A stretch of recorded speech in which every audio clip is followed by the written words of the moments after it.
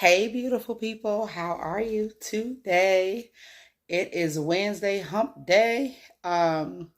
So I told you guys yesterday that I would do depression today and reducing depression. I did reducing anxiety yesterday. So if you have not seen that, go ahead and look at that. So in terms of anxiety, anxiety is like, because you got to know the difference in your body, and I use analogies, but anxiety is like you being on a ladder and trying to come down from that ladder. So and being shaky maybe on the ladder, having a little bit of anxiety, and trying to come down and get to the ground. That's why I taught grounding yesterday for anxiety. Now, the difference between anxiety and depression is, as I said, anxiety is like being on a ladder and you're trying to get down. With depression, it's like being under a bridge and you're trying to get up. Okay, so those are the differences between the two. Now, for depression, what you're going to have to do is, we talked about yesterday, calming and soothing for anxiety. Calming and soothing really doesn't work necessarily for depression, because with depression, you got to think you're at a low state already. And what you really need to do is the opposite of what your body is doing. So with depression, you need to increase your endorphins, increase your dopamine. Okay. So I'm going to tell you guys the difference.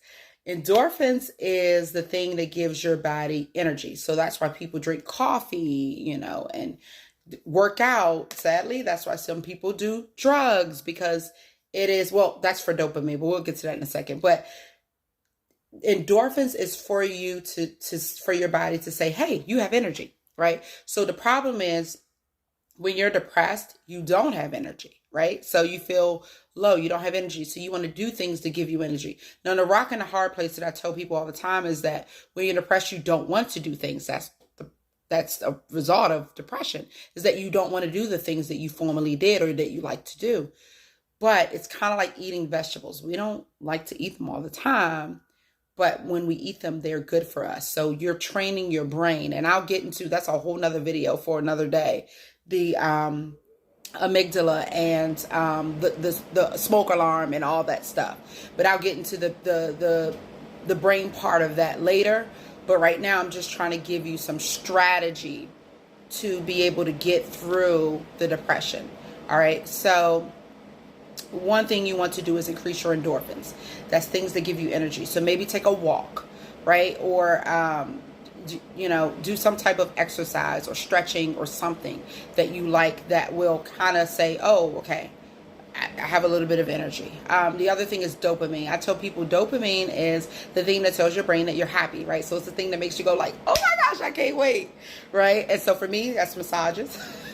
If anybody tells me, oh my gosh, you're going to get a massage, I will scream. I'm just so happy. I like the chiropractor too. And, things like that. So whatever, basketball, I love basketball.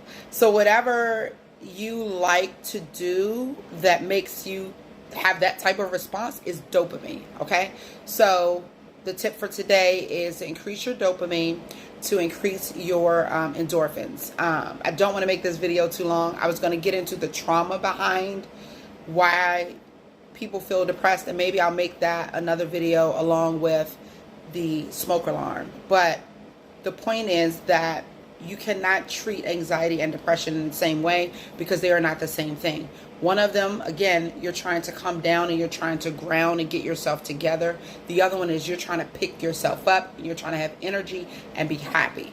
Okay, so the biggest thing, like I said, about people with depression is that they say, listen, I don't have the energy to do these things. And I'm like, I completely understand that, but I want you to try.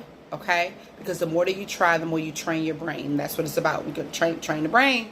We got to train the brain. So the more that you try to do a thing that makes you happy, or the more that you try to do a thing that gives you energy, the more your brain will say, huh, okay, now I'm starting to get it. She or he wants to do this instead. Listen, I'm going to leave you with this.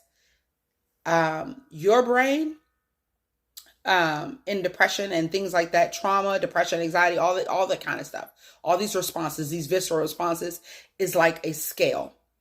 When you get on the scale, what does it do? It just gives you a number. It's not going to compute to you what that number means. It's not going to do any of that. You have to do that yourself. So it's just like a scale. It's going to say, hey, you did this the last time you were depressed. You did this the last time you had anxiety. Do that. And it's not going to compute for you. You're the one who has to compute it and say, you know what? I did that, but I want to do this because that wasn't helpful. Then your brain goes, huh?